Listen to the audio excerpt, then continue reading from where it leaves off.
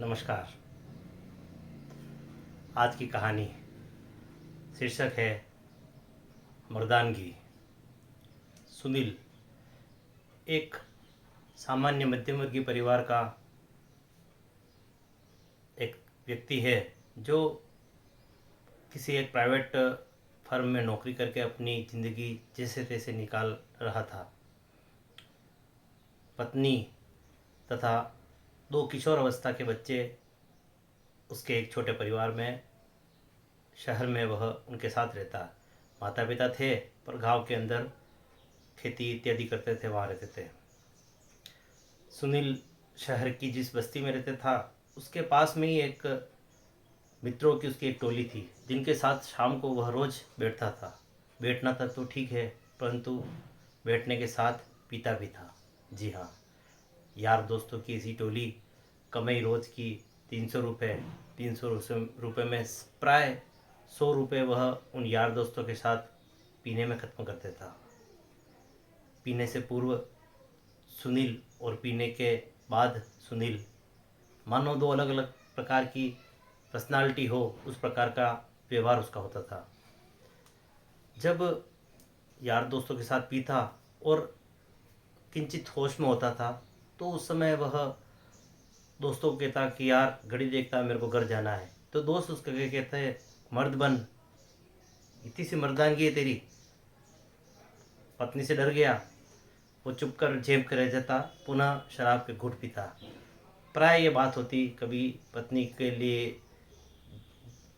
डांटेगी यह बात कहता, कभी जल्दी घर जाना, सामान लाना इत्यादि बात कहता, और यार दोस्त उसको कोई न कोई उलाहना देकर रोक लेते। ठीक यही बात सुनील भी करता। उनके कोई अन्य मित्र कोई बात करते तो वो भी उनके साथ इसी प्रकार की बातें करता। तो ये यार दोस्तों की मंडली न जाने कब रात को बैठती 7 बजे 8 बजे और रात की 10-11 भी बजा देती। जब शराब पीकर घर पे आता सुनील, और स्वाभाविक रूप से पत्नी घर की कार्य सामान इत्यादि लाने के बारे में बात करती, तो सुनील के अंदर का शैतान मानो जागृत अवस्था में रहता और वह प्राय पत्नी को मारपीट करता। कई बार तो मारपीट इस सीमा तक चली जाती कि हाथों पर, शरीर पर चोट के निशान बन जाते थे। और वही सुनील जब नशा उतरने के बाद सुबह उठता तो पत्नी से पूछता ये क्या हुआ। तब वो पत्नी जब उसे बताती कि यह कार्य तुमने रात को किया, तो वह मानता ही नहीं और कई बार माफ़ी मांगकर बात को ख़त्म कर देता। यह क्रम लगातार चल रहा था। पत्नी परेशान हो गई। एक दिन उसने निकट ही रहने वाले एक धर्मगुरु, जो प्राय मोहल्ले और आसपास के लोगों को की श्रद्धा का केंद्र थे, सन्यासी थे, और उनके जीवन की कई समस्याओं से हल करने के लिए वहाँ के लोग उनसे मिलने जाते हैं। पत्नी भी उनसे मिलने गई, जाकर उनके चरण स्पर्श कर दंडवत लगकर रोने लगी। उन ज्ञानी ने पूछा कि क्या बात है बेटी, क्यों रो रही हो, क्या समस्या है। उसने अपनी पूरी समस्या बताई। सन्यासी ने पूरी समस्या सुनने के बाद उनको पूछा कि तुम चाहती क्या हो। उन्होंने कहा चाहती तो एक ही बात हो, वो मेरा पति अपनी लाइन पर सुधर जाए, ये शराब छूट जाए। उनको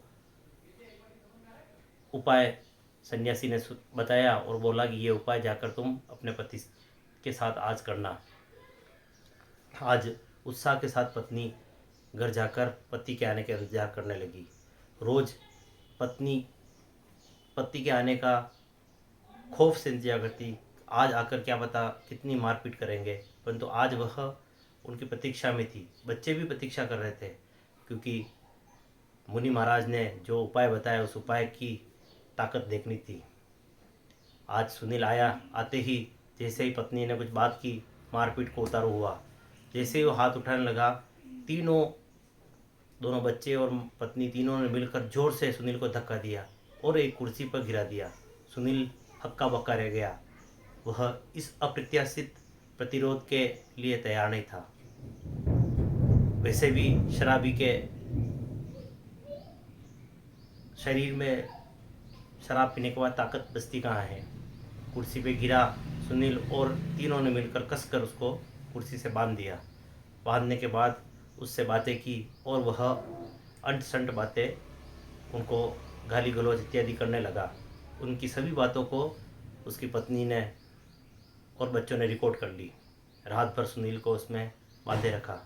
इधर जैसे ही यह रिकॉर्डिंग खत्म हुई, सुनील की पत्नी अपने भाई को लेकर उनके मित्र जो जो उनके साथ बैठते उनके घर पर गई और उन मित्रों को खबरदार किया, आज के बाद अगर मेरे पति के साथ तुम बैठे और शराब पी तो पुलिस कार्रवाई करूँगा। उस सुनील के साले ने उनको धमकाया और पत्नी ने बोला कि ये मेरे पास वीडियो क्लिप है, तुम्हारे सबूत, जिसमें तुम उसको, मेरे पति को क्या सिखाते हो, किस प्रकार बरगलाते हो, ये ले जाकर पुलिस को दूंगी मैं। इनकी बातें सुनकर जो मित्र यार थे पुलिस का नाम लेते ही सामान्यतः हाथ पे ढीले पड़ जाते हैं, उनके भी ढीले पड़ गए। उनके परिवार वालों ने, पत्नियों ने हाथ जोड़कर माफ़ी मांगी और बोला कि हम भी परेशान हैं और अगर ये करेंगे तो हम भी तुम्हारे साथ आकर पुलिस में इनकी कंप्लेंट करेंगे। उन्होंने हाथ जोड़कर माफ़ी मांगी। दूसरे दिन प्रातः जब सुनील उठा तो अपने आप को कुर्सी पर बंधा पाया। जोर से चिल्लाया, ये किसने बांधा मेरे को? पत्नी उठकर आई, उन्होंने बोला कि हमने बांधा। क्यों, ऐसा क्या किया? तो उन्होंने बताया कि ऐसा क्या किया, ये देखो वीडियो बताया। वीडियो देखकर सुनील हतप्रभ रह गया। ये मैं हूँ, ये राक्षस इस तरह का?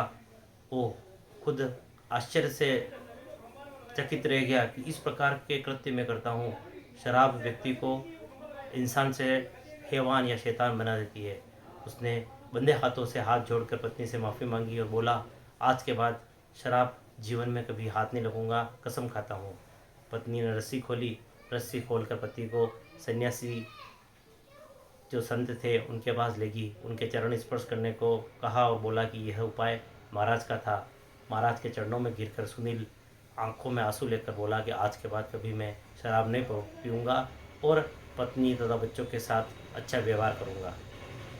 साधु महाराज ने कहा कि यही तुम्हारी मर्दानगी है, तुमने पश्चाताप किया और संकल्प लिया।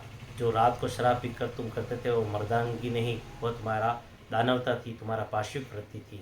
इस सात्विक वृत्ति को जीवन में अपनाए रखो और शराब व्यसन व गंदे दोस्तों से दूर रहो। बस यही आज की इस कथा का सार है।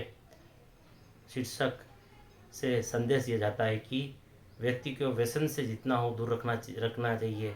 हम कई बार शराब के नशे में इतना खर्चा अपने ऊपर व्यर्थ के इंजॉय, व्यर्थ की मज़े के लिए करते हैं और अपने बच्चे बच्ची, अपने परिवार उससे उन सुख सुविधा से वंचित रहता है जो हम उस नशे के पैसे से बचा कर सकते हैं और सामाजिक प्रतिष्ठा अपनी खत्म करते हैं, वह अलग। अतः आप सबसे निवेदन है कि हमारे आसपास कोई व्यसन करता है उसको यह वीडियो अवश्य भेजें तथा शराब से